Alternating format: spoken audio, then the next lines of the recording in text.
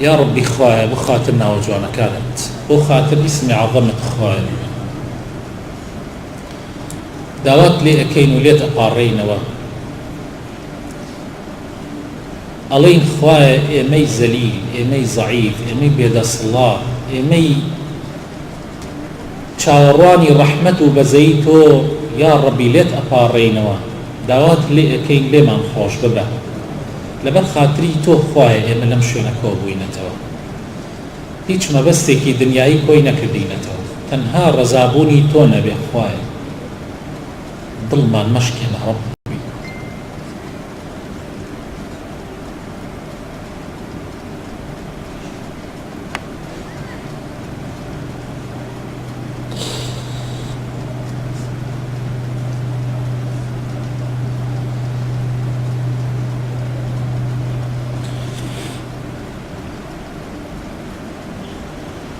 يا ربي خوايا عفو منك، يا ربي خوايا لمن خوش بي، يا ربي يا ربي عفو من بكي خوايا خوايا لێت ئەپاڕێینەوە خوايا بۆ خاترنا وەجوانەکانی خۆ دڵمان خۆشکەی بە لێبوردنێکی گشتی خوايا بۆ هەموو مسلمانان کە لێرە دانیشتون و ئەوانشی کە گوێیان لەم وتارن، یا ربی نوێژەکانمان لێ قبول بکەی خوايا، ڕۆژەکانمان لێ قبول بکەی خوايا، ذكر و دوعا و عیبادەتەکانمان لێ قبول بکەی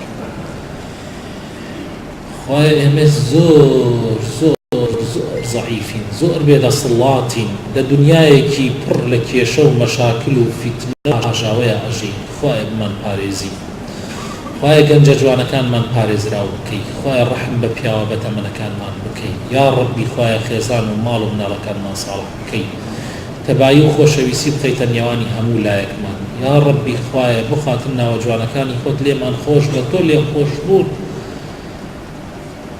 تۆ لێ خۆشبوونت خۆشەوە یا ڕەب، یا ڕەب ئینەکە عەفو تحب العەفوە یا ڕەب فەعفو عەننا خوايا، تۆ لێ خۆشبوونت خۆشەوێ یا ڕەبی، حەز لە لێ خۆشبوون و لێبوردەیی ئەکەی یا ڕەبی، لێمان ببوورە خوايا. ئەی پەروەردگاری مەزن، ئەی خوايا کە هەموو شتەکان لە لای تۆ زۆر ئاسانە، ئین ذلك على الله يسير، ئێمە داوات لێ ئەکەین خوايا بۆ خاتر ناوەجوانەکانی خۆت کوردستان لە هەموو بەڵا و مصیبەتێک بە دوور بگرە یا ڕەبی، تەفریقە و دووبەرەکی لە ناوانمانە دروست نەبێ خوايا، خوايا گیان بەدەستی دوژمنان و فیتی دوژمنان دژ بە یەکتری نەوەستینەوە خوايا، یا ڕەبی خوايا، تەفریقەی خۆمان و ئاژاوەی خۆمان نەبێتە مایی ئەوەی کەوا یا ڕەبی ئەم وەزعە لە دەست بدەین خوايا، ئەمن و ئاسایش بەرقەرار بکەی لە وڵاتمانە یا ڕەبی خوايا، تەبایی و برایەتی و خۆشەویستی بکەیتە نێوان لایەنەکانەوە یا ڕەبی، وڵاتمان ئازاد بکەی لەم وەزعەی کە تیایین